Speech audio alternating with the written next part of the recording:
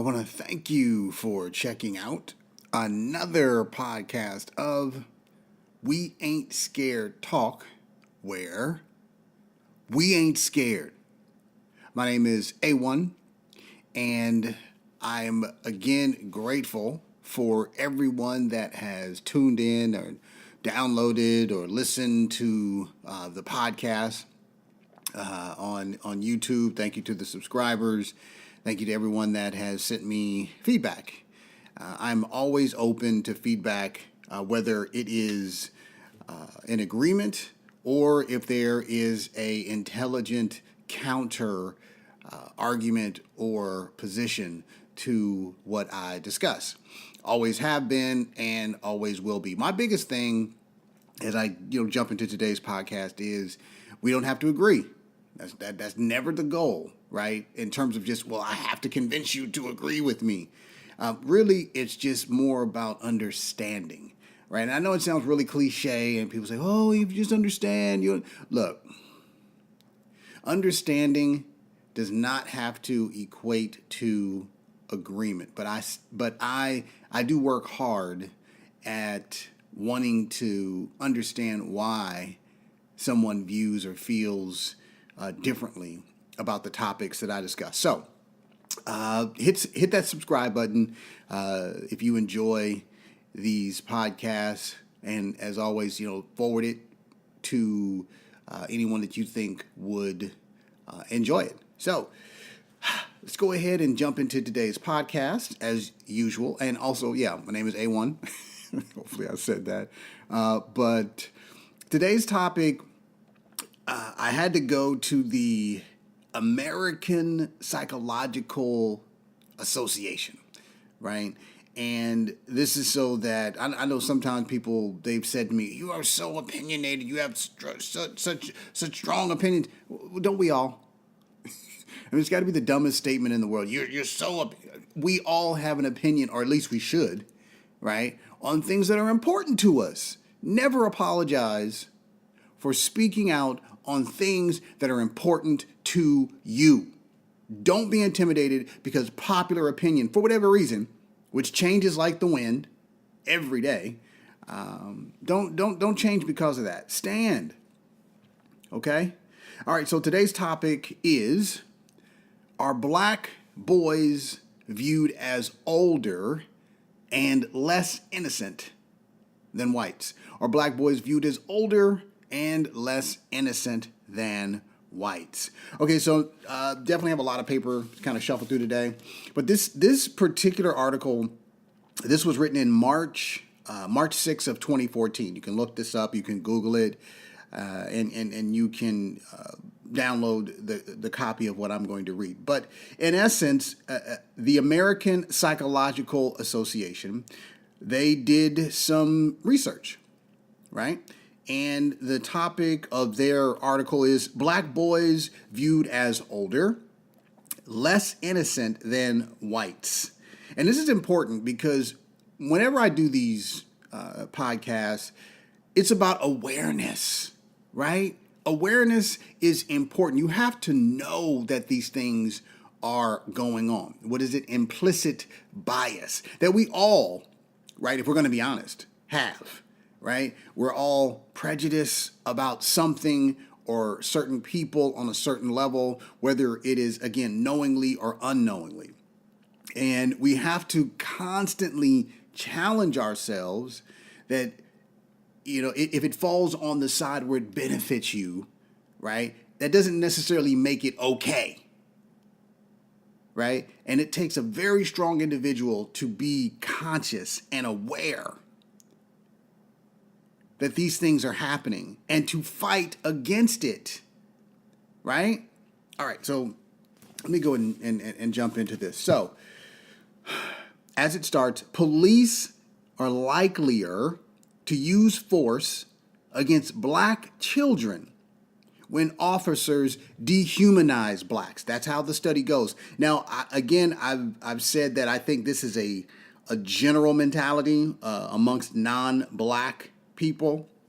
I know this says than whites, and the reason why I say black and white is because America, in again, my opinion, because of the history of slavery, it was blacks against whites, whites against blacks. And that hasn't changed.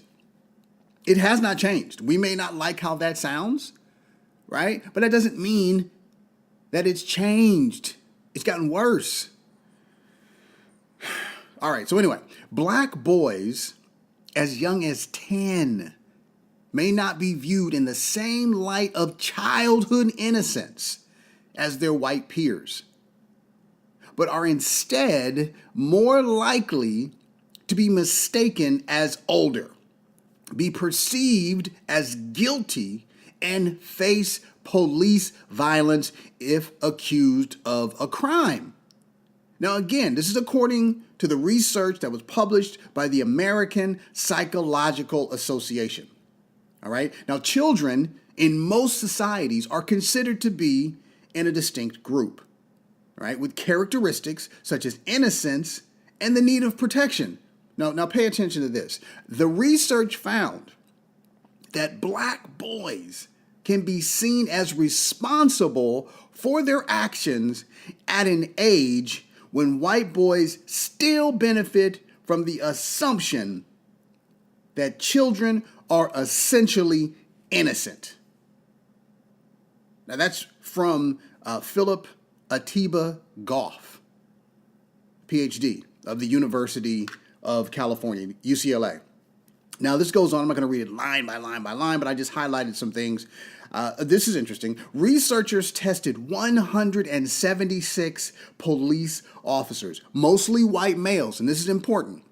Okay, mostly white males with an average age of 37 in large urban areas, which is where they put a lot of these white men. They don't live here, they just put them here to determine their levels of two distinct types of biases. Bias is the key word, bias.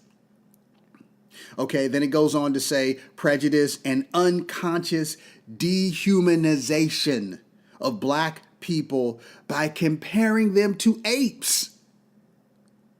That's upsetting in and of itself. So you had to conduct this study, and the way to find out about a white male police officer's bias, it was measured against comparing them or us to apes. Now, what they found was that those who dehumanized blacks were more likely to have used force against a black child in custody than officers who did not dehumanize blacks. And we've seen the viral videos. There was a school police officer that body slammed a 13 or a 14-year-old. Terrible. Now, the study described, and this is important, the use of force as takedown, wrist lock, kicking, punching, striking with a blunt object, using a police dog, restraints, or hobbling, or using tear gas, electric shock, and of course, sadly, killing. Terrible. It goes on to say, we found evidence that overestimating age and culpability based on racial differences was linked to dehumanizing stereotypes. Again, awareness. But future research should try to clarify the relationship between dehumanization and racial disparities in police use of force. Now, I know we've already connected a lot of these dots. We know the police, law enforcement in America, they're not friendly to black people. That's not a secret, okay? But again, I also want to connect the dot to just the general public and their perception of young black boys and how they themselves engage in this bias when they see young black boys. Now, the study goes on. It also involved 264 mostly white female undergraduate students from large public U.S. universities. So now we're getting into the collegiate crowd. The students judged children up to 9 years old as equally innocent regardless of race, but considered black children significantly less innocent than other children in every age group beginning at age 10. Wow.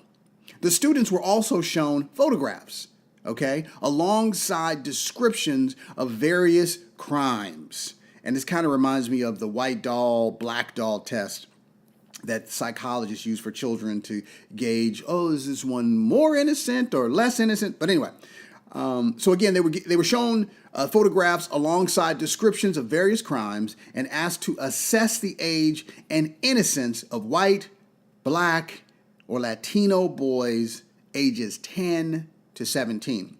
Now, the students overestimated the age of blacks by an average of 4.5 years and found them more culpable than whites or Latinos, particularly when the boys were matched with serious crimes. They found that participants who implicitly associated blacks with apes thought the black children were older and less innocent. Now, what does or can this mean? It can mean that they lose the protection afforded by assumed childhood innocence well before they become adults. It kind of reminds me of the case of the 14-year-old that was electrocuted. Stemmy, I believe was his name. And he was accused of a crime, of killing a white girl, and he was electrocuted. But I don't want to get off too much, but that explains a lot of this. Black children may be viewed as adults when they're just 13 years old. Think about that. You remember when you were 13, right? Can you imagine being charged or treated like an adult and accused of a crime with the assumption being that you did it at 13 years old when your white male counterparts are still playing video games? You're getting a mugshot. You're getting your fingerprints taken. You're getting thrown into a correctional facility, awaiting a trial for a crime that you should have never been accused of. Listen, I talk about awareness, and I talk about the fact that there is a perception of or irrational fear and danger when it comes to black boys in America. Now, we know where it came from, yes, and we also know that these things need to be addressed. And if you're listening to this, okay, and you're saying to yourself, well, no, that's not me, and I challenge you, non-black person, right? If you happen to be in law enforcement, or you have family members in law enforcement, or if you're a non-black person and you just never thought about it, take some time as you go through your week.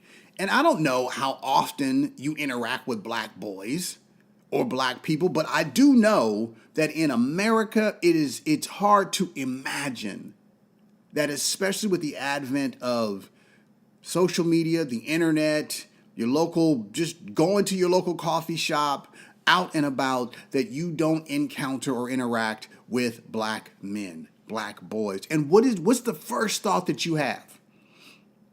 You're walking down the street and you see a group or one black man approaching. Is it one of concern? Or is it one of, hey, you know what? That looks like a really nice young man.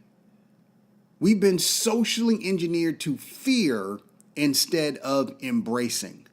And I've said this to a few people before. If you want somebody on your side that's going to be there to help you, you want a black man in your corner. We understand what it's like to be oppressed. We understand what it's like to not be validated, believed, embraced, we understand what it's like to fight against something that is bigger than yourself. Because that's all we've had to do. That's all we've been able to do. All the while not doing anything except live. Just live.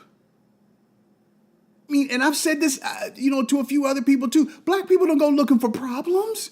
Black people do not wake up every day trying to find a reason for some hateful white male cop or hateful white man, just to keep it simple, to have a confrontation with. Which I've always asked myself, why are white folks so obsessed with what black people are doing? Like, seriously, white people are obsessed with black people. You hate us so much, but you can't leave us alone. It's sick to me. You want to put yourself in front of us. You want to position yourself in our presence. We minding our own business. But somehow you have to get involved. You have to insert yourself in our situation and then turn it ugly. Turn it nasty. And as the research shows, if it is a negative encounter with a non-black person, we'll say a white person, and a cop is called and does show up, chances are it is not going to end well for that black person on the receiving end of that phone call that this white person made, where they inserted themselves into our situation, calling the cops, and then here we are either dead, tased, shot, beaten, screaming, "I can't breathe." Humiliating. And I think America they've done such a good job of brainwashing everybody. Black people have to suffer. Like, it's like something's not right unless black people are suffering. And if they're not suffering, and I think they should be suffering, I'm going to somehow find a way to cause that suffering, to make myself feel better about myself. It is aggravating. Look, now some of you, again, you're listening and you may, no, that's not me. Stop. Before you say it's not me, non-black person, white person, really search yourself. Because honestly, the very people that are saying, no, I wouldn't do, you had the thought. You've had the thought. And it reminds me, I saw a video of a nurse. She was talking on camera to, I want to say, a group of medical professionals. And she was talking about how black women in particular receive poorer assistance when it comes to healthcare. They're not believed at the same level or at the rate of their white counterparts, right? And she was saying that a lady came in, black lady came in complaining of back pain, but whenever she coughed, her chest hurt. And she went on to say that she had to combat her own bias, her own bias, and get an EKG performed on this lady. And when she did so, she noticed that the results led her to believe that this woman was having a heart attack. And when she spoke to the white doctor who was the surgeon, the emergency room doctor, he recommended that the black woman go to an outpatient facility, his outpatient facility. And the nurse, thank God, said, no, she's not going to show up. She's in pain now. We got to do something. You need to come in and check on her. And he said, well, wait a second. What's going on? He said, look, she told him flat out, look, black women are normally not believed when they are in pain. and basically you need to do something about it. To which he responded, well, you calling me a racist? To which I would have said, yeah. Now she was being diplomatic. Well, I'm not saying you're a racist, but the system that we're operating in is racist. I would have just said, yeah, you're a racist, doctor. If you don't get your hiney in here, do no harm. This is the Hippocratic Oath for doctors. Do no harm. And doing nothing when somebody needs help is doing harm. That's doing harm. So I applaud this young lady for having the convictions, right? The conviction to press and to push back. Because who knows, that could have been another statistic. And black people need assistance from the medical professionals, the law enforcement officers that we trust our very lives with, willingly or unwillingly. We need the benefit of the doubt. And as I said earlier, the American Psychological Association proved that these biases exist. And if they exist with law enforcement, and let's be honest, we're human. Of course, we're human first, then we decide what career or profession we want to go into. But we take who we are into those areas. When you're talking to the TV at home by yourself or with your, oh, look at that. How come they just don't? And why is, that's you. And you take that to work when you're a judge, when you're a doctor, when you're a nurse, right? When you're an attorney, right? You take that with you. And again, black people have not done anything. We're too busy trying to avoid. We spend most of our time avoiding confrontation. And then when you bring it to us and we fight for our lives as any human being would, kill or be killed, how dare you fight? How dare you try to breathe? Just, how dare we just breathe? How much is enough?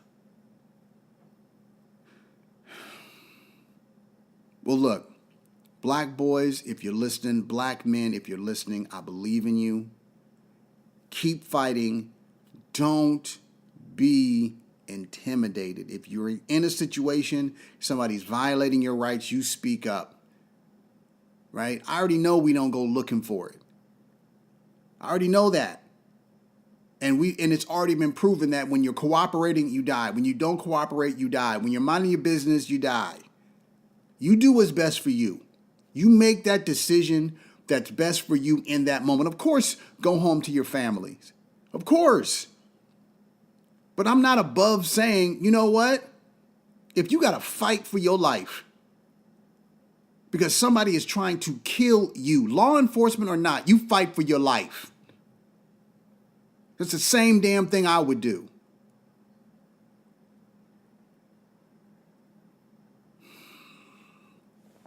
And again, think about it. Listen and observe your own behavior. They always want to say, well, you're responsible for your behavior. Should have just done this. No, you should have just stopped. Non-black person. Because, again, a lot of the problems come from people looking for issues with black people. Every viral video I've ever seen, I've never seen a black person just walk up on a non-black person, hey, so-and-so, get your blank out of here. It doesn't happen. Well, I mean, I hope that was informative. And again, this was from, the American Psychological Association. Check it out. Read, learn. It's helpful. We got to do better. We have to do better. Black man, keep your head up. I want to thank you, all those listeners, and everybody that's checking out the podcast. We Ain't Scared Talk. I know you got some good food for thought. Subscribe. My name is A1, and we ain't scared.